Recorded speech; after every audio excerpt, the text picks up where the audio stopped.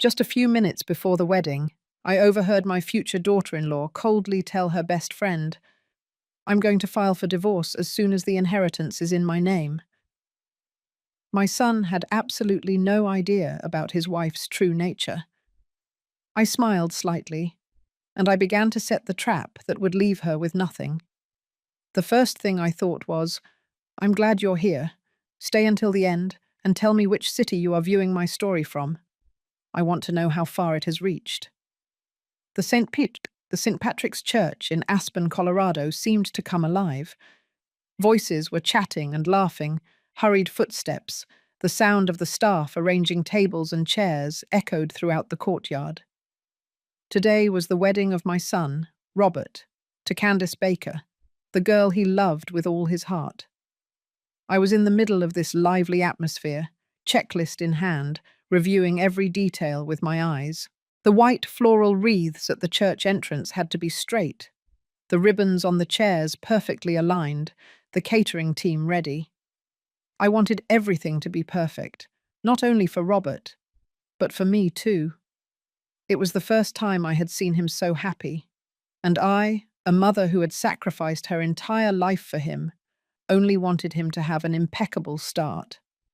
I walked around the courtyard, stopping to smell the intense aroma of the lilies, trying to keep calm. But in my mind, the uneasiness lingered. Candace was a beautiful, clever young woman, always smiling like a ray of sunshine. But there was something in her gaze, in the way she held Robert's hand, that sometimes I found hard to understand. I told myself maybe I was overreacting. Age had made me suspicious, pensive. I shook my head to ward off that premonition. After checking everything, I decided to stop by the bridal suite. Candace was standing in front of the mirror, in an immaculate white dress that hugged her slender figure. Marissa, her best friend and maid of honor, was carefully adjusting the long train of the dress that brushed the floor. Seeing her, I couldn't help but admire her. "You look gorgeous," I told her sincerely. "This dress is perfect on you."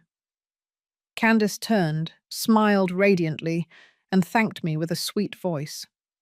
But that smile, now that I think about it, was a little too perfect, as if rehearsed. I suggested she drink some water to stay hydrated and went out to find her a fresh bottle. It was hot that day, and I didn't want my son's bride to feel exhausted during her big moment. I walked down the hall and found a bottle in the prep room. Returning, I heard giggling coming from the bride's room. The door was ajar, just enough for Candace and Marissa's voices to escape. I was about to knock, but I stopped dead in my tracks when I heard Marissa ask in a curious tone, "Are you sure? She's going to sign, right?" My heart skipped a beat. She? Me? I stayed still, clutching the bottle, trying to listen better.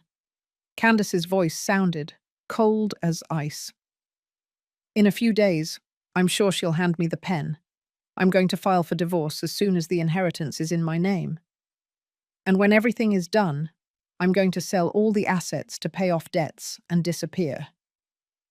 I felt the blood stop circulating. The assets? Sell everything? Disappear? I was still trying to process when Marissa let out an amused laugh. "What if she changes her mind?" Candace replied with a tone so cunning it chilled me to the bone. "Then I'll invent any excuse to divorce him and find someone else. In the worst case, I'll get rid of Robert. He has no idea about anything." I stood there, paralyzed behind the door. My mind was spinning, as if the floor were sinking beneath my feet. Candace, the woman I thought was a blessing for my son, was planning to take everything that belonged to our family. Worse yet, she dared to suggest getting rid of Robert, my son, the being I had loved and protected all my life. I wanted to walk in, scream at her, ask her how she could be so cruel. But my legs were glued to the floor. I just kept listening. Candace continued, her voice light, as if telling something unimportant. "It's not the first time. I already did it in Phoenix. It's just a matter of knowing how to move the pieces. Phoenix? The first time? Had she done this before? I felt a sharp pain in my chest, as if someone were squeezing my heart. All the times Candace smiled at me, all the times she called me Mum, with that sweet voice, now appeared in my mind as a farce. I had trusted her.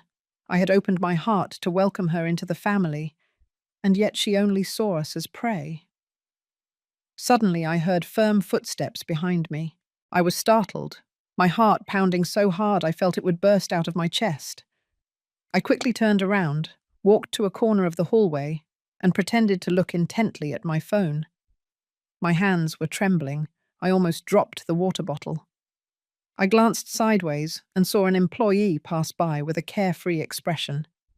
She didn't suspect a thing, just smiled at me and asked if I needed anything. I shook my head, forcing a no, thank you, while hearing my own voice tremble.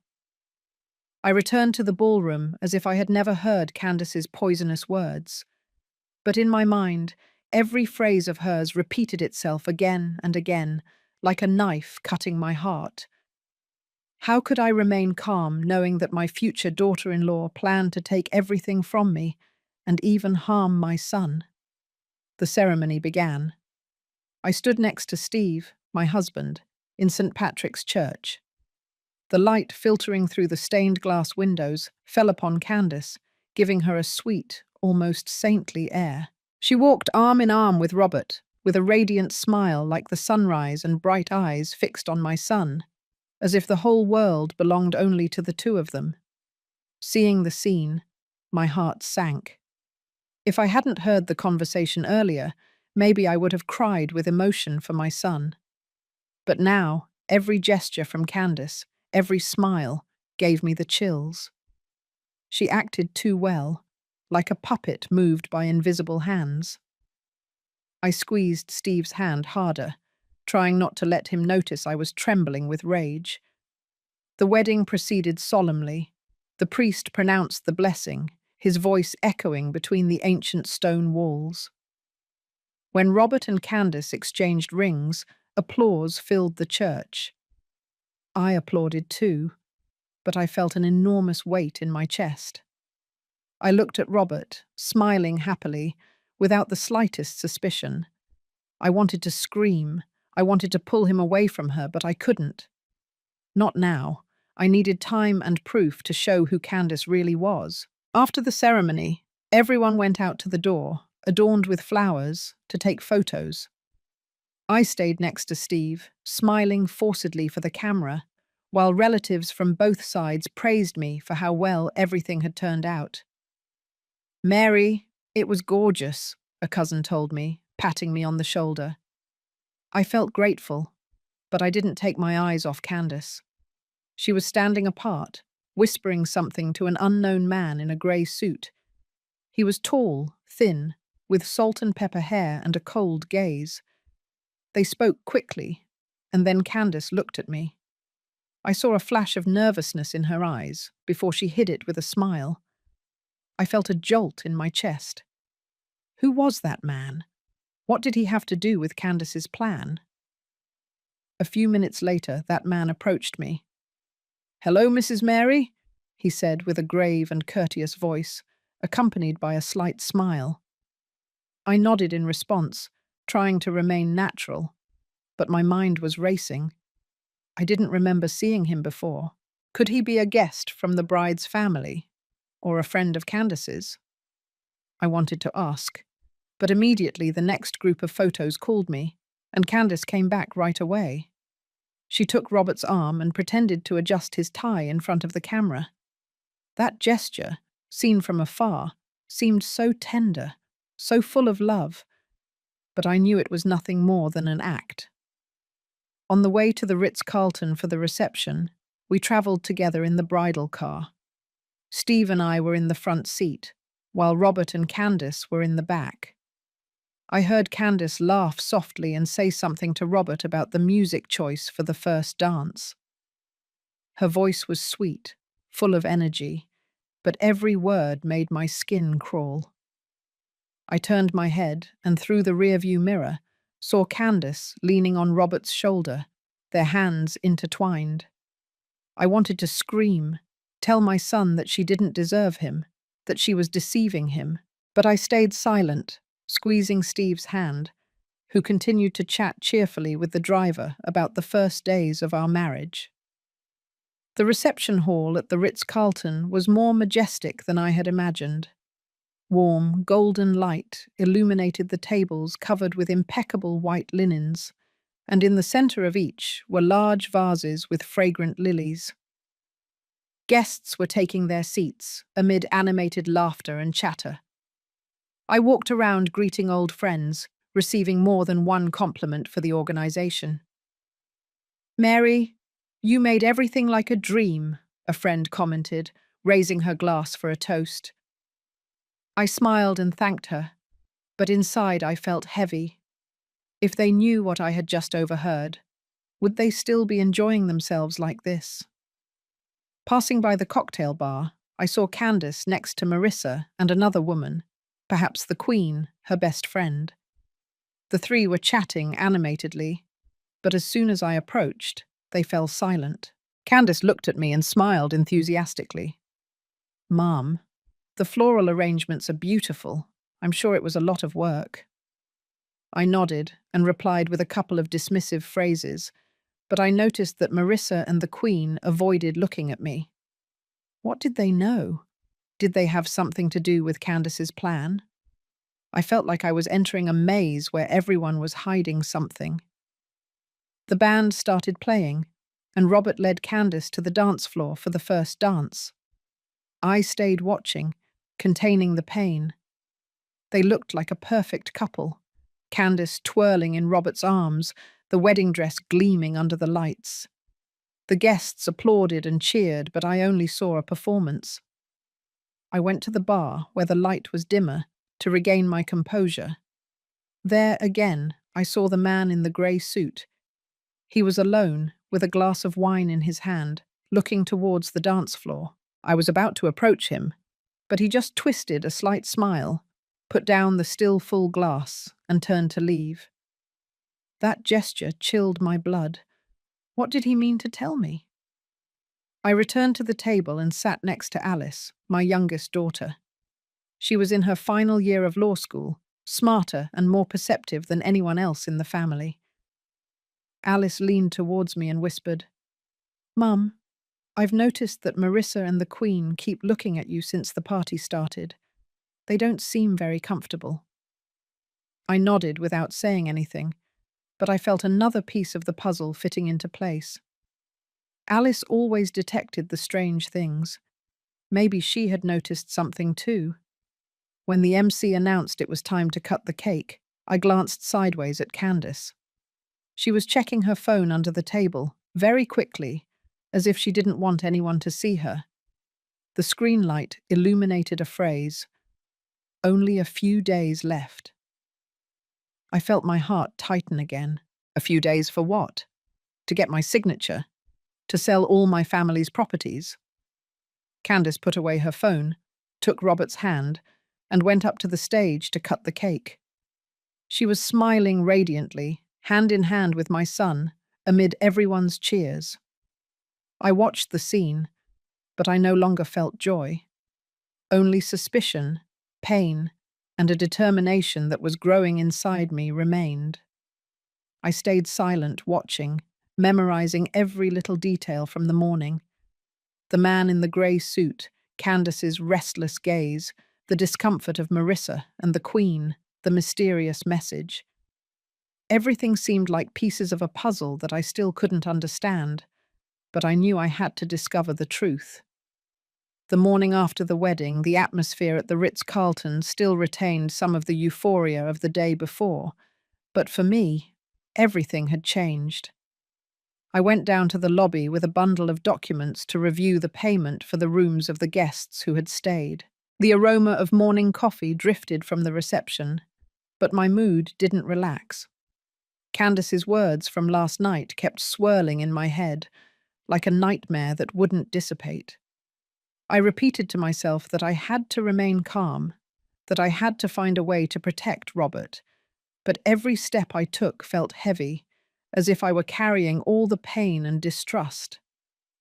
At the reception, I ran into Marissa, maid of honor and close friend of Candace. She was handing over her room key, her face tired, dark circles under her eyes, and without the slightest trace of joy from someone who had just attended a high-profile wedding. I observed her, trying to read if there was anything unusual. Marissa didn't look at me. She just lowered her head and tangled her fingers in her purse strap. I approached and smiled softly. "Marissa, will you sit with me for a moment? Have a coffee to clear your head." She looked up, a little surprised, and nodded reluctantly. We sat in a corner of the lounge, where soft light came in through the window. I ordered 2 cups of coffee, trying to make my voice sound as natural as possible. "Did you have a good time yesterday? At a wedding like that, you must be exhausted, right?" I asked, not taking my eyes off her face. Marissa took a sip and replied dryly, "Yes, very good. Everything was very nice." Her tone was dry, her gaze evasive, as if she feared I would discover something. I leaned in a little toward her and lowered my voice. "I saw a man in a grey suit yesterday. It seemed strange to me. Do you know him? Is he a friend of Candace's?" Marissa was startled, her hand trembled, and the coffee sloshed in the cup. "No, I don't know him. He must be a guest from the bride's side," she answered quickly, and immediately stood up. "Excuse me, I have to go get my things." I nodded with a smile, but deep down, I knew she was hiding something. When Marissa left, I looked towards the lobby door, just in time to see the Queen appear. She was wearing a light blue dress, her hair pulled back, but as soon as our eyes met, she turned around and left quickly. That gesture was too obvious, as if she feared I would confront her. I made the excuse that I had to answer a call and got up, although I really wanted to observe. From a corner of the lobby, I saw Marissa head directly towards the Queen in the outer courtyard. Their faces were tense as they whispered something. I couldn't hear, but my instinct told me they were worried and that I was the reason. I went out to the courtyard and took a deep breath of the fresh aspen air. The lake shone under the sun, but my heart was cloudy. Just then I saw Alice, my youngest daughter, talking to a wedding service employee. She signaled me to come closer with a look full of intention. "Mum, this boy told me something very interesting," Alice said in a low voice. The employee, a young man named Paul, looked around and then recounted. "Last night, while clearing the tables, I accidentally overheard the Queen talking to Marissa. She said, 'I hope Candace doesn't ruin everything this time like she did in Phoenix.' I don't know what else they said, but by the tone, they seemed very worried." I felt my heart pounding. Phoenix. Phoenix again. Candace's phrase from last night echoed in my head. This is not the first time. I already did it in Phoenix. Had she done something similar there? Deceive someone, take their assets, and then disappear? Alice looked at me without saying anything, but her eyes seemed to ask, "What do you think, Mum?" I took her arm and led her to a corner, whispering, "Honey, I think Candace is hiding something very big. I need you to help me." Alice nodded, her eyes lit up like a warrior ready for battle. She had always been perceptive, always able to see beyond the obvious. I felt a little relieved, but at the same time, the fear inside me grew. If Candace was as dangerous as I suspected, Robert, my son, was at risk. At noon, the family gathered to eat at a small restaurant by the lake in Aspen. The aroma of grilled fish and sauce was delicious, but I couldn't swallow anything. Candace was sitting opposite, diligently pouring wine for Steve and praising the place I had chosen. "Mom, this restaurant is perfect. Everything is delicious," she smiled with a cloying sweetness. but I only saw her fakery. Steve laughed loudly and patted me on the shoulder. Mary, see? We have a daughter-in-law who knows how to appreciate things. I nodded, forcing a smile, but inside I felt as if I had thorns. Every gesture of Candace's now aroused my distrust. When dessert was served, I saw Candace glance at her phone. She unlocked it quickly, read something, and immediately turned the screen away, as if she didn't want anyone to see it. Robert, sitting next to her, asked curiously, "Who texted you that you're smiling like that?" Candace replied immediately with a soft voice, "Oh, just a friend from far away congratulating us." But I didn't believe her. Her smile, the hurried way she put away her phone, everything seemed suspicious to me. I wanted to snatch the phone from her and read that message, but I restrained myself. I had to stay calm and gather more evidence. Returning to the hotel, as I crossed the hallway, I ran into the Queen. She smiled and wished me good night, with a sweet tone as if nothing were wrong. But passing by me, I heard her murmur, in a low voice but loud enough for me to hear, "You won't be able to stop it." I froze, feeling a chill run down my spine. What did the Queen know? Was she talking about me or Candace's plan? I wanted to call her and demand an explanation, but I knew doing so would only reveal my suspicions prematurely. I had to be patient, even if it was harder than I thought. That night, when the hotel lights dimmed, I called Alice to my room. With the door closed, I told her everything, from the conversation between Candace and Marissa to the man in the grey suit and the Queen's murmur. Alice remained silent, listening while taking quick notes in a notebook. "Mum, I'm going to start investigating Candace," she said with a firm voice. "Her finances, her past, anything to do with her.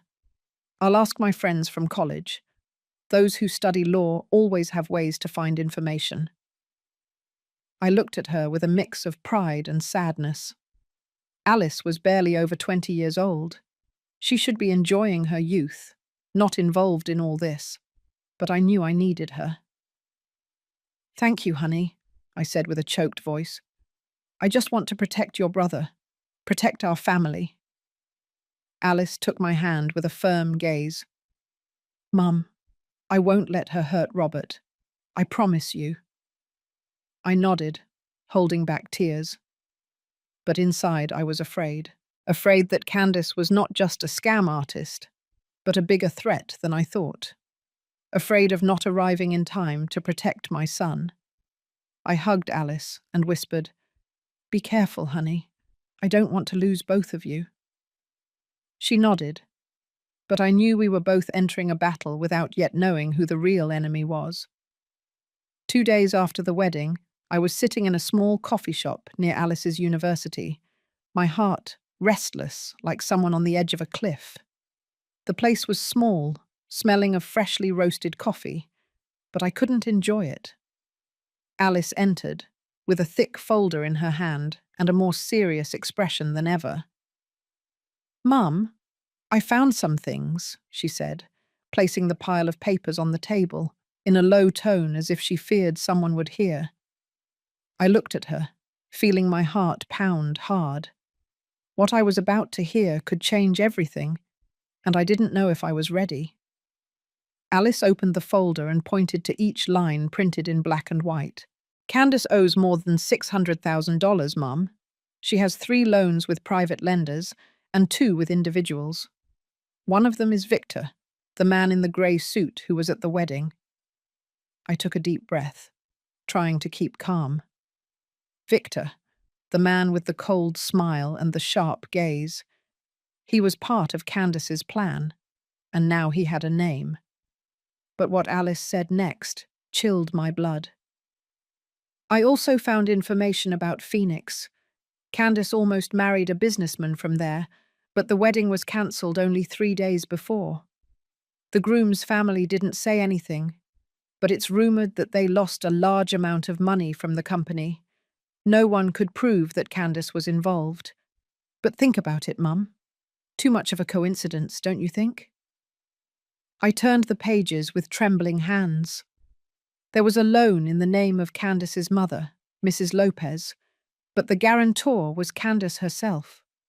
It wasn't a small amount of money, and the deadline to pay it was about to expire. I looked at Alice with a choked voice.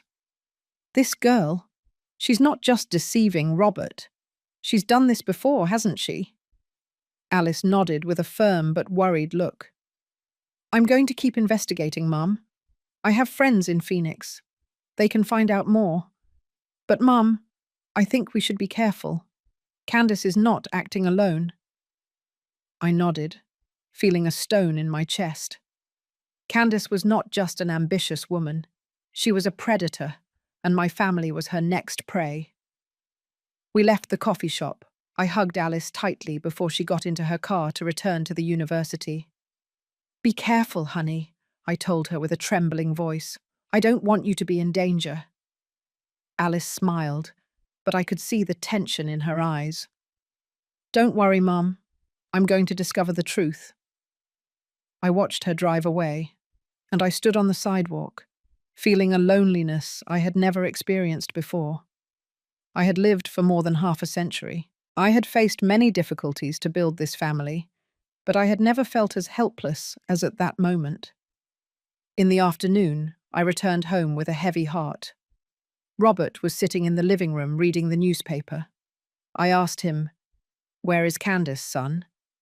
He looked up and smiled slightly. She went out with Marissa.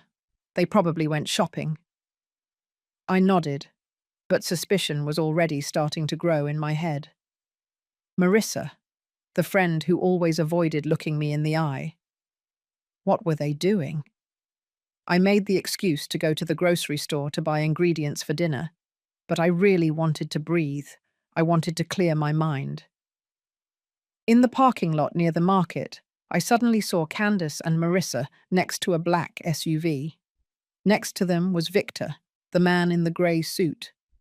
He handed Candace a thick white envelope, his gaze alert, looking around. Candace took the envelope, quickly put it in her purse, and the three separated as if they feared being discovered. I turned the car around immediately, my heart pounding hard. What was in that envelope? Money? Documents? Or something more dangerous? I drove down another street so they wouldn't see me, but inside I knew I had just witnessed another piece of the plan. That night, the whole family gathered for dinner. Candace was cheerful, talking and laughing. Today I met a friend who works in investments. He told me there is a very promising opportunity, she commented, her eyes shining as if sharing great news. Steve nodded in approval. Very good, Candace. You are very active. Robert chose his wife well. Robert smiled, took Candace's hand, with a proud look. I watched the scene, but I couldn't swallow the food. Investment opportunity? I knew it was just an excuse, another part of her plan. I remained silent, pretending to eat, but a plan was starting to form in my head. The next morning I woke up with the feeling that the whole world was weighing on my shoulders. Sleep didn't relieve me. It only made the ideas about Candace clearer. I sat at the breakfast table, with a cold cup of coffee in my hands, looking out the window. It was a sunny day in Aspen, but my mood was dark. I knew I had to act. I couldn't wait for Candace to make the first move. I picked up the phone and called Jeff, an old friend who works in real estate in Denver. Jeff, do you know anything about a guy named Victor, who usually wears a grey suit, who lends money? I asked directly.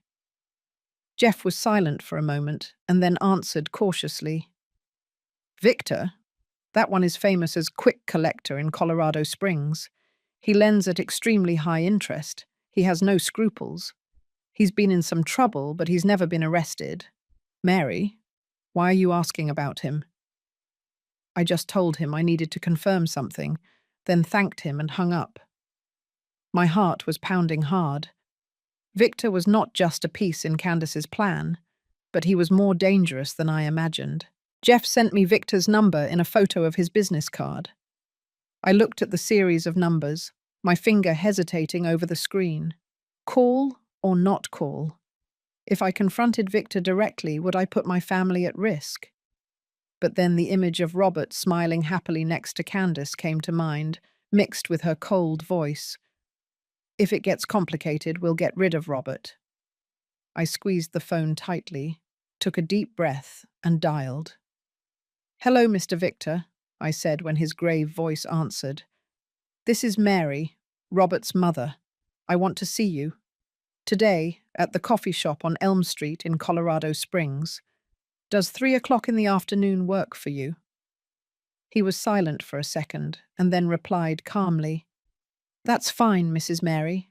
I'll be there. At 3 o'clock in the afternoon, I entered the small coffee shop on Elm Street. The intense aroma of coffee and the soft guitar music couldn't calm the storm inside me. Victor arrived punctually, in a white shirt and a black leather briefcase in his hand. He was tall, thin, with salt and pepper hair and a gaze as sharp as a knife. We sat in a secluded corner and ordered 2 black coffees. I didn't want to prolong it. I went straight to the point. You are collecting a debt from Candace Baker, right? Victor frowned a little, and then smiled reluctantly, as if he already knew what I was going to ask. I thought you didn't care, he said with a grave voice.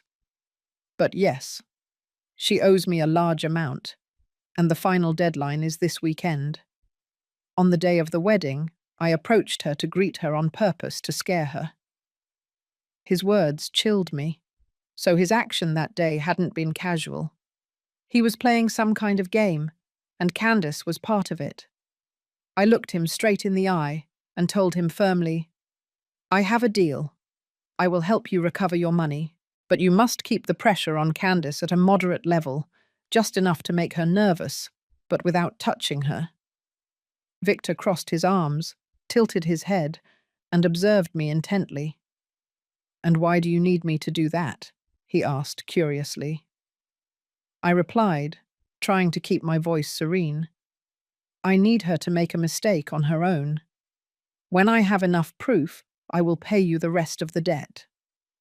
Victor remained silent, looking at me as if evaluating whether he could trust me. Then he nodded. Agreed, I accept. But Mrs. Mary, I don't like to wait long.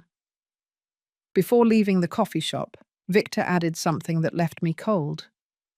You know, I had planned to do business with your husband, Steve, a big real estate project in Colorado Springs. But Candace got involved. She offered him a loan opportunity with high interest.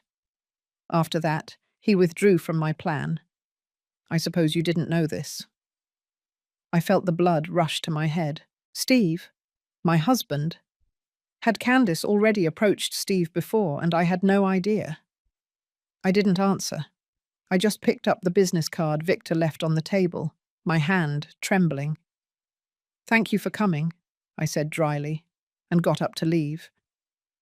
But inside, I felt torn in two. Not just Robert, but Steve too had been manipulated by Candace. I had trusted her, I had welcomed her into my family, and yet she had been stabbing us in the back for some time. Arriving home, I found Alice waiting in the living room. She had come to visit me, but I knew she was also worried like me. I took her to my room, locked the door, and told her everything. From the meeting with Victor to what he revealed to me about Steve. Alice listened with wide eyes and then nodded. Mum, she is more dangerous than we think. I'm going to prepare a recording kit and small cameras just in case. If Candace acts, we must have proof. I looked at her, feeling both pride and sadness. Alice was still young. She should be worried about her studies and her friends, not involved in this. Be careful, honey, I said with a choked voice. I don't want you to get involved. Alice took my hand and smiled. Mum, I'm your daughter. I won't let her win. Sitting in the room, I looked out the window as the sunset covered Aspen with a soft orange hue, but my heart was not calm. I thought about Steve, the man with whom I had overcome so many difficulties to build this hotel. He might be naive, trusting, but why didn't he tell me about that loan? Was he hiding something else from me? And Robert, my son, was still blindly in love with Candace, without imagining that she planned to destroy our family. I covered my face with my hands, feeling helplessness invade me. I've lived for more than 60 years. I've faced many trials, but I've never felt as defenseless as now. I just want to protect my family, but every step I take is like treading on a minefield. That afternoon, soft golden light covered the living room of my house, where the whole family was gathered. I was sitting in the old armchair, my hands tightly clasped, trying to keep my voice as calm as possible. Steve was in front of me, skimming the newspaper as he did every day, while Robert and Candace sat together on the sofa, their hands clasped and Robert's gaze full of love for his wife. I took a deep breath and spoke in a measured tone, as if I were just making random conversation.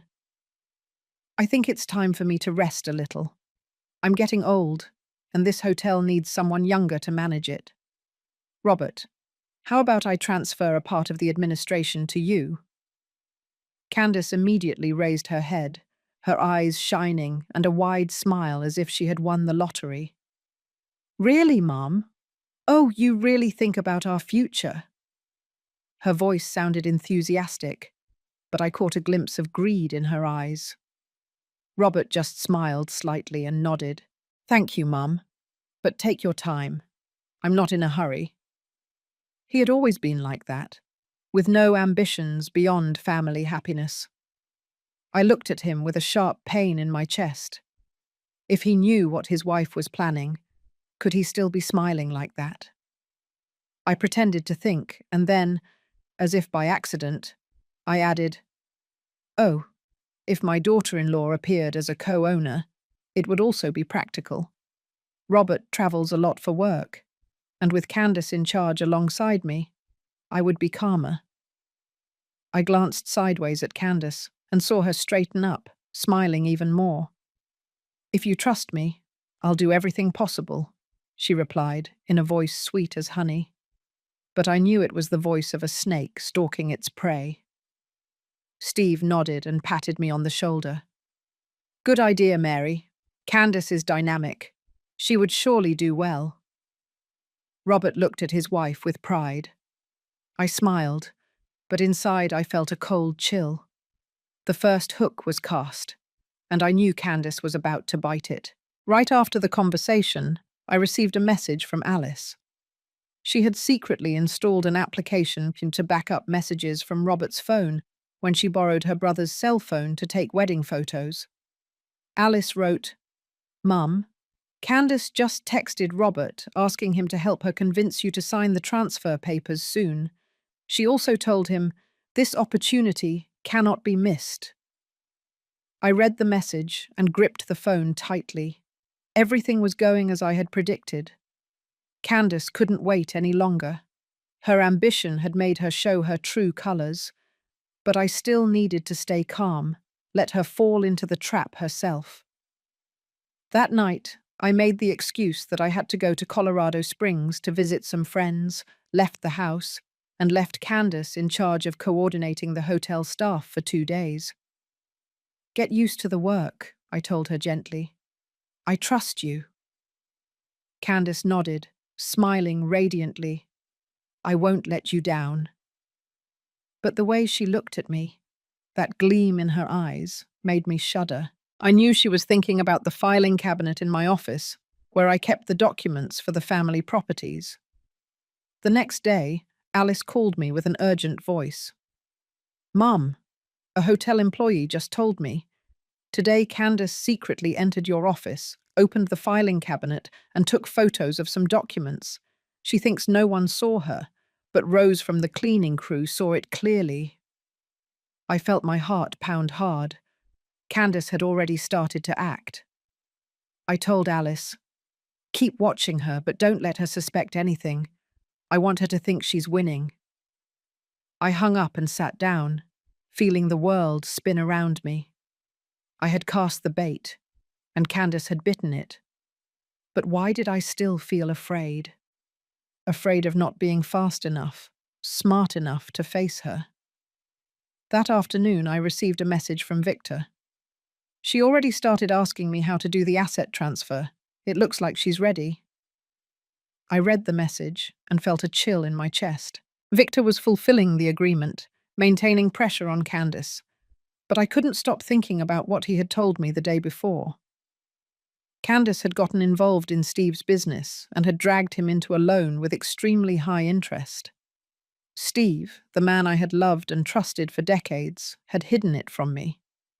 I wanted to ask him, to know why he didn't tell me anything, but I knew it wasn't the time. First, I had to focus on Candace. At the end of the day, I returned home trying to keep a serene face. On the front porch, I saw Candace conversing with Marissa, chatting animatedly like two carefree friends. But as soon as I appeared, Candace immediately changed the subject and turned to me to ask about the cake order for the hotel conference next week. "Mum, I think we should choose key lime pie. The customers will love it," she said with a radiant smile, as if she had nothing to hide. I nodded and replied, "Good idea, you decide." But inside I knew very well that she was trying to distract me. I smiled, but I didn't take my eyes off her. The hook had already been bitten, and I wasn't going to let her escape. The next morning, the light of dawn filtered through the curtains, illuminating the wooden floor of my room. I had barely finished preparing my coffee when I heard a knock on the door. Robert was there, his eyes a little red, as if he hadn't slept well. "Mum, I have something to talk to you about," he said with a hesitant voice. I invited him in, sat down, and tried to stay calm, even though I was agitated inside. "Candace says you should sign the transfer of part of the properties soon," he continued, wringing his hands. "She says that if her name appears, it will be easier for us to attract investment to expand the hotel." I looked at him and felt a sharp pain in my heart. Robert still blindly trusted Candace. He kept looking at her with those eyes full of love. I pretended to think about it, nodding. "I'll consider it, son. It's an important matter. I need to consult with a lawyer first." Robert sighed, clearly disappointed, but didn't argue. "Yes, I understand," he said before getting up and leaving. Looking at his back as he walked away, I wanted to call him, tell him everything, but I knew it wasn't the time. If I spoke without proof, Robert would think I was just jealous of his wife. At noon, I was at the living room window looking towards the balcony. Candace and Robert were there, under the shade of the small olive tree. She leaned her head on his shoulder, stroking his arm, whispering something to him. I couldn't hear it, but the way she tilted her head and smiled sweetly gave me a chill. She was manipulating my son, little by little, like a spider weaving its web around its prey. I clenched my fists, holding back the rising anger. I've lived for over 55 years. I've seen all kinds of people, but I've never met anyone so fake. Candace not only wanted the assets, she also wanted Robert's trust and love, only to destroy everything later. That afternoon, Alice called with an urgent voice. "Mum, I just spoke to Victor. He told me that Candace called him this morning and said, 'I'll have her signature in a few days. She is very sure of herself.'" I felt my heart race. Candace was moving faster than I imagined. "Take good care of yourself," I asked Alice, with a trembling voice. "I don't want you to take risks. Install more recorders in the office and in my room, but don't let anyone know." Alice replied with a firm voice. "Mum, don't worry, I know how to do it." I hung up the phone and sat down in the chair, feeling as if the whole world was crushing me. Alice was young but stronger than I thought. I felt proud, but it also hurt me.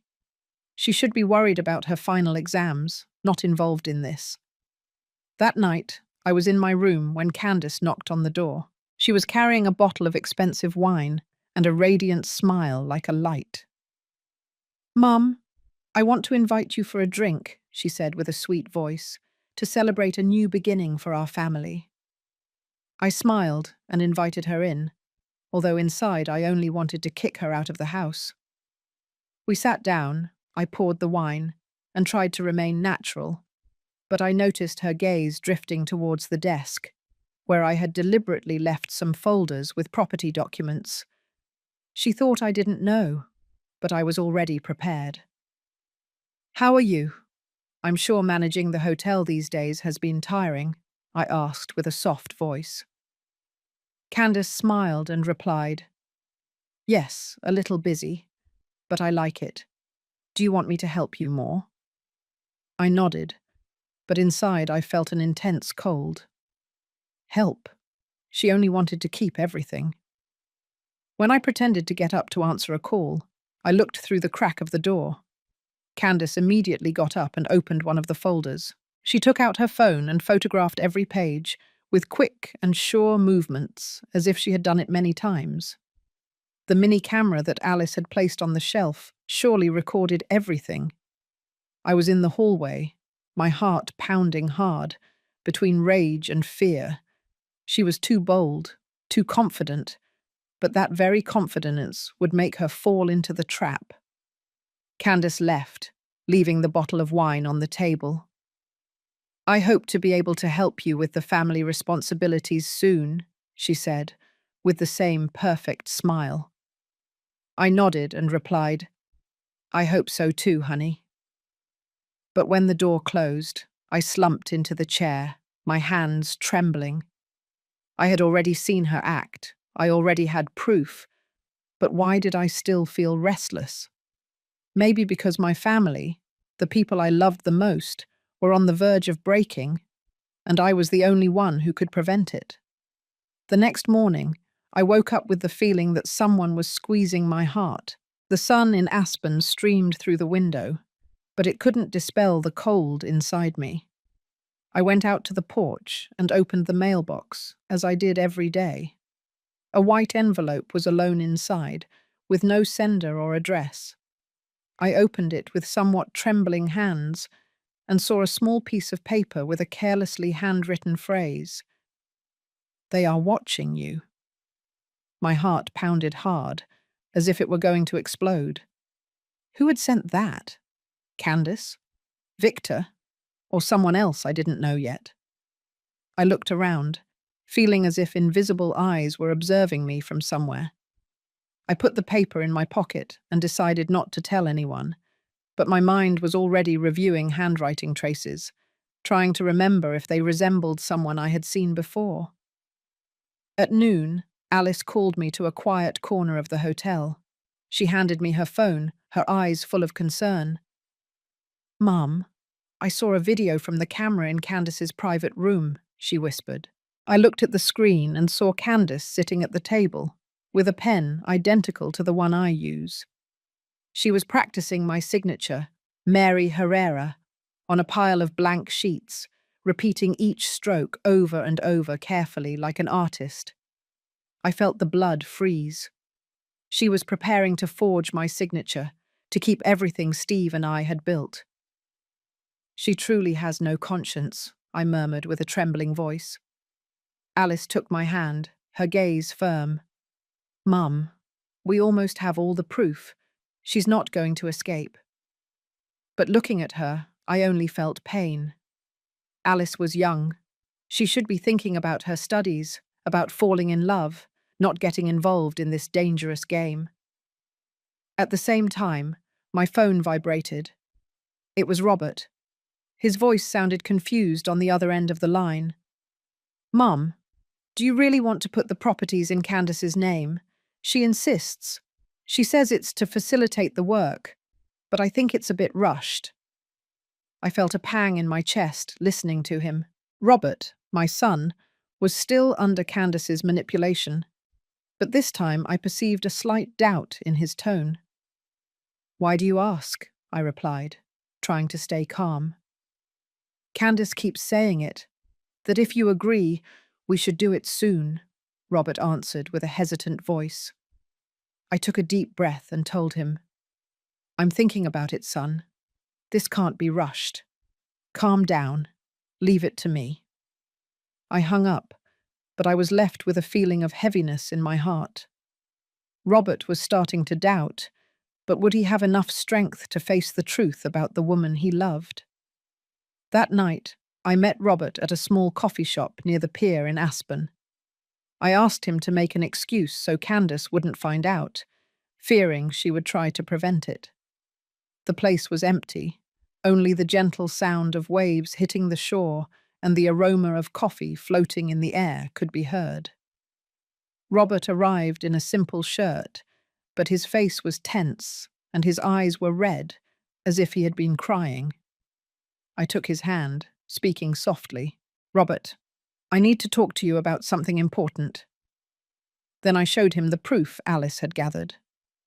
Photos of Candace receiving an envelope from Victor, a video in which she photographed property documents, and a recording of her conversation with Marissa before the wedding. I told him everything, from the day I accidentally overheard Candace's plan to what Alice had discovered about her past in Phoenix. Robert remained silent, gripping the phone, his face changing from red to white. I saw his eyes moisten, as if he were holding back tears. It can't be, he murmured with a broken voice. Candace wouldn't do that. Mum, are you sure? I squeezed his hand, my voice choked. I didn't want to believe it either, son, but I can't let her hurt you or our family. He lowered his head, silent for a long time, until he said, I need time to process all this. Seeing him like that, I only wanted to hug him and ease his pain, but I knew this truth was necessary, even if it hurt. When I got home, the phone vibrated again. It was a message from Victor. She's starting to worry because you haven't signed. She will act soon. I read it, feeling like I was taking another step into a dangerous zone. Candace was losing patience, and that could make her more reckless. I replied to Victor, keep pressuring her, but don't overdo it. Then I sat there, looking out the window, trying to breathe to calm myself. Every step of this plan was like a card game, and I couldn't lose. I thought about the note I found in the mailbox that morning. They are watching you. Did Candace already suspect me? Or was there another person in the shadows, observing everything? On Monday morning, the sunlight streamed through my office window, but the air felt as cold as my insides. Sitting behind the desk, I held a carefully prepared packet of documents, trying to maintain a serene face. When Robert and Candace entered, I smiled and invited both of them to sit down. I have some papers I want you to review, I said softly, as if it were just a casual chat.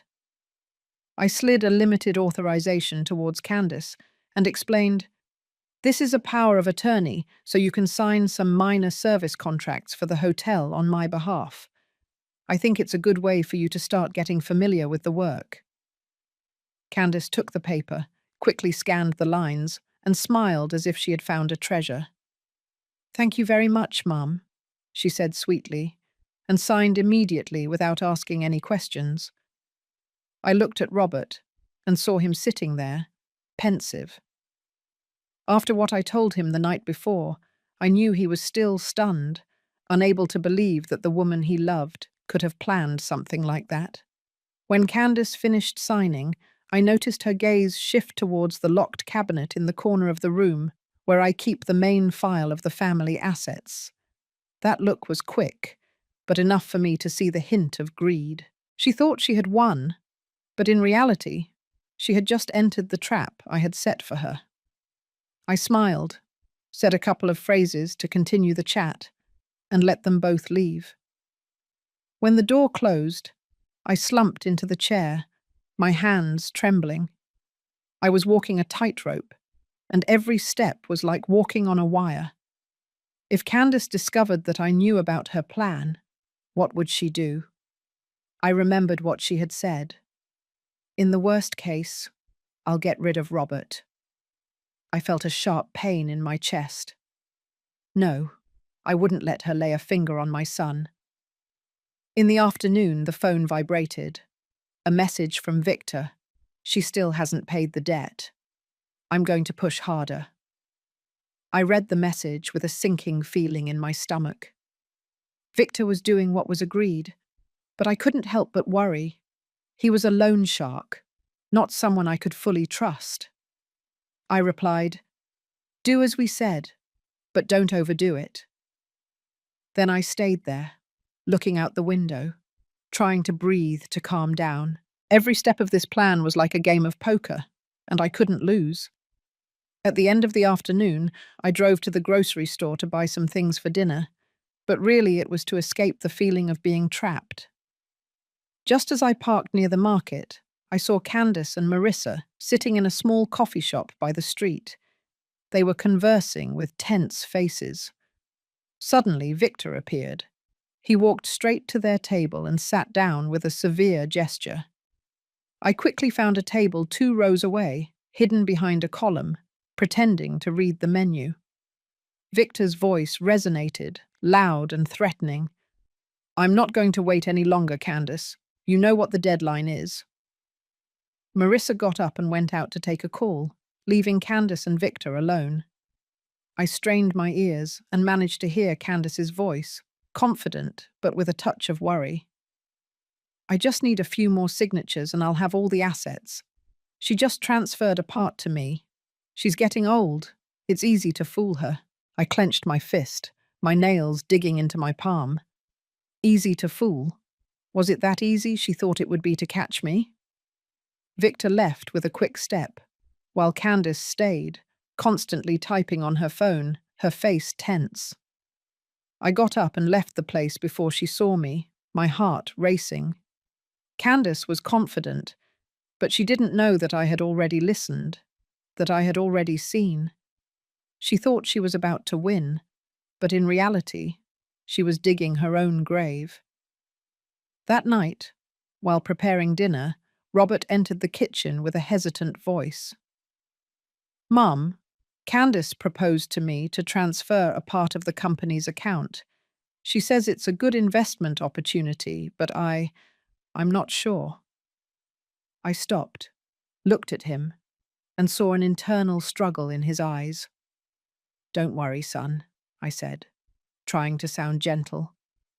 "Tomorrow I'll prepare the necessary documents. Leave it to me."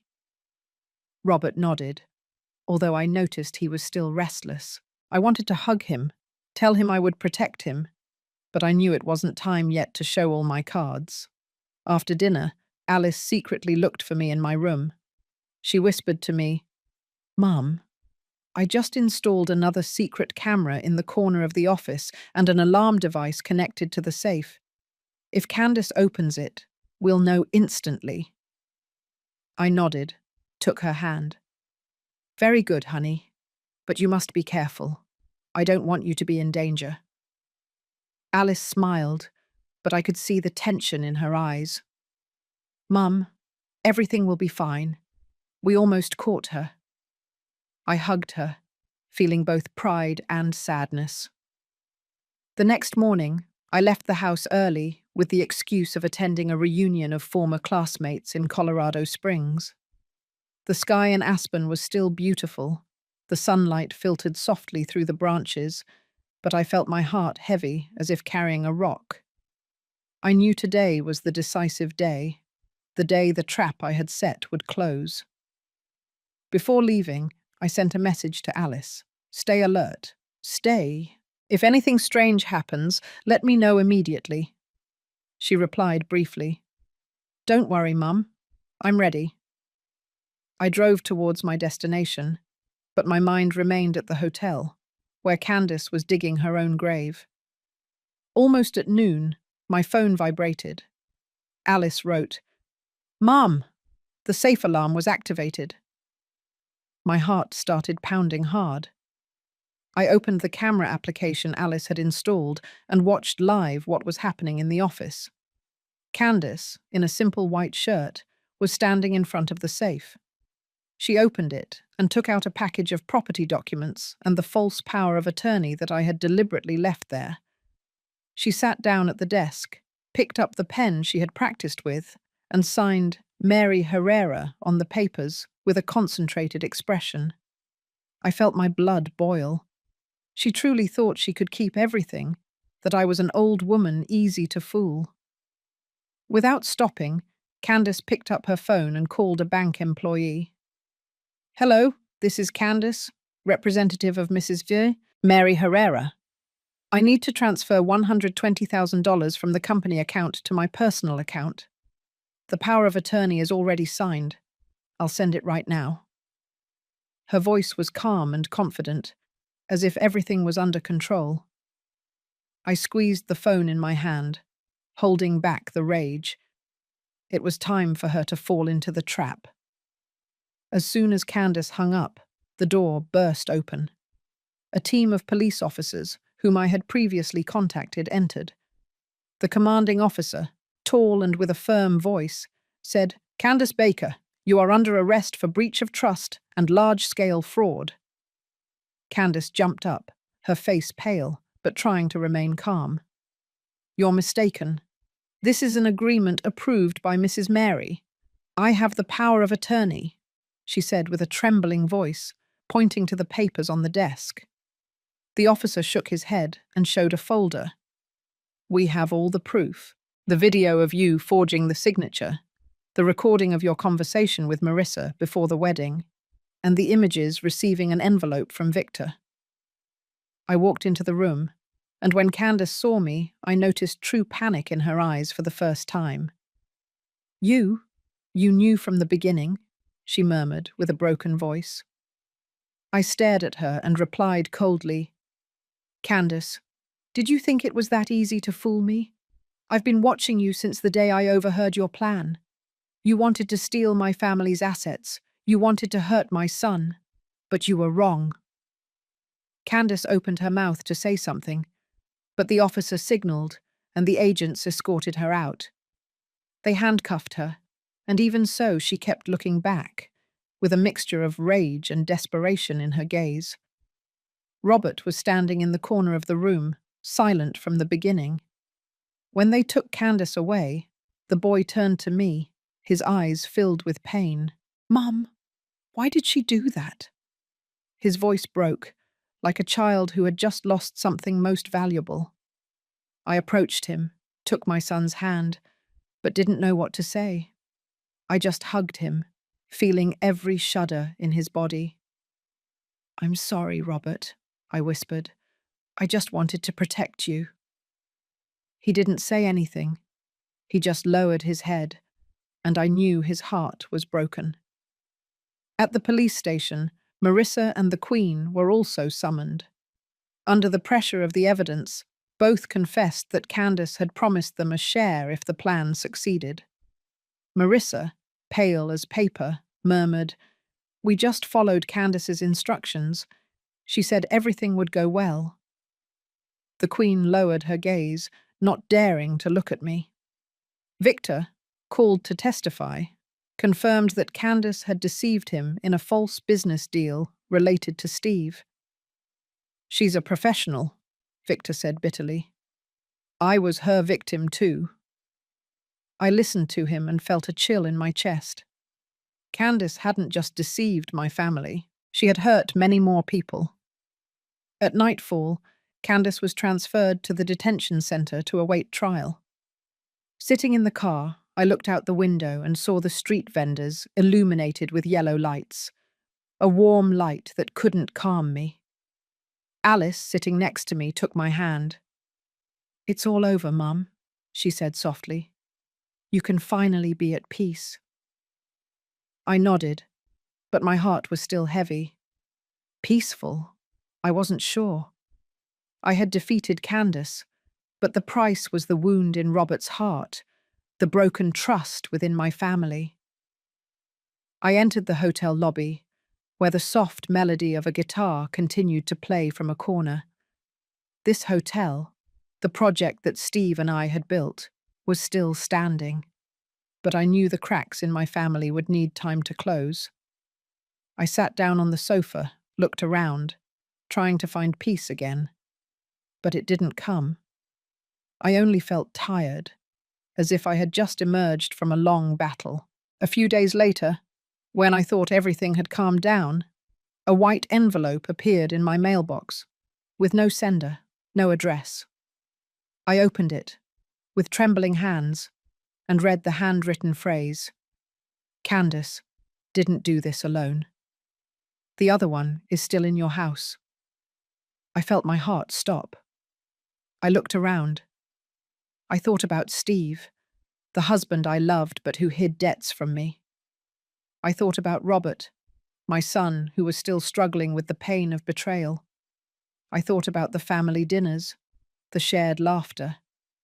And now I wondered, which of them was hiding something? I thought I had won, that I had protected my family, but now I understood that there was another calculating person sitting at my table. The story we tell is fictional, but it is based on some real events. The names and places have been changed to protect the identity of those involved. We are not telling this to judge, but with the hope that someone listens and stops to think, how many mothers are suffering in silence inside their own homes? I'm truly curious. If you were in my shoes, what would you do? Would you choose to remain silent to keep the peace? Or would you dare to face everything to reclaim your voice? I want to know what you think, because every story is a candle that can light the way for someone else. God always blesses, and I firmly believe that courage leads us to better days.